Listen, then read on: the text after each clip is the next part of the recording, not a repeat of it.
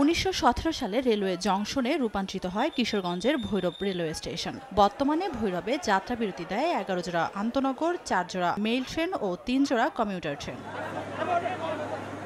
আঞ্চলিক গুরুত্বপূর্ণ এই স্টেশনটিতে দীর্ঘদিনেও বাড়েনি যাত্রী সেবার মান। যাত্রীদের অভিযোগ, অনলাইন ও কাউন্টারে গিয়েও মেলে না কাঙ্ক্ষিত টিকিট, অথচ বেশি টাকায় তা মেলে কালোবাজারে। শৌচাগারগুলোতে তালাবদ্ধ, বিশ্রামাগারগুলোতে বেহাল দশা। সবচেয়ে বড় আতঙ্ক চুরি ও ছিনতাই, যা প্রায় প্রতিদিনই ঘটছে। পাবলিক প্লেসটা বসার জন্য যে প্লেসটা, সেই প্লেসটা ঠিকভাবে গুরুত্ব নাই। সুন্দরভাবে টিকিট পাই না, টিকিট কালোবাজারি হয়। সরকার চেঞ্জ হয়েছে, ভাবছিলাম যে দেশটা ভালো হবে, কিন্তু ভালো হয় না। আমরা চাচ্ছি এখানে ট্রেনের বগি বাড়ানো হোক, টিকিট বাড়ানো হোক, যাতায়াত করতে খুবই অসুবিধা হচ্ছে। রেল কর্তৃপক্ষের কাছে আবেদন থাকবে ঢাকা সিলেট মহাসড়কে 2টা ট্রেন যুক্ত করার জন্য।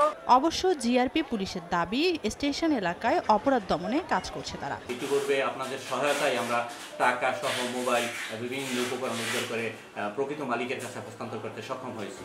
রেলওয়ে কর্তৃপক্ষ বলছে, আসন সংখ্যা বাড়ানো ও যাত্রী সেবার মান বাড়াতে জানানো হয়েছে ঊর্ধ্বতন কর্তৃপক্ষকে। আমাদের এখানে বরাদ্দকৃত আসনের তুলনায় যাত্রী চাহিদা খুব প্রচুর। ঊর্ধ্বতন কর্তৃপক্ষের কাছে আমরা আশা করতেছি যে ভবিষ্যতে আমাদের জন্য যাত্রী মান বাড়াবে।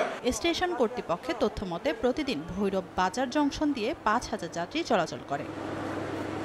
সময় সংবাদ, ভৈরব।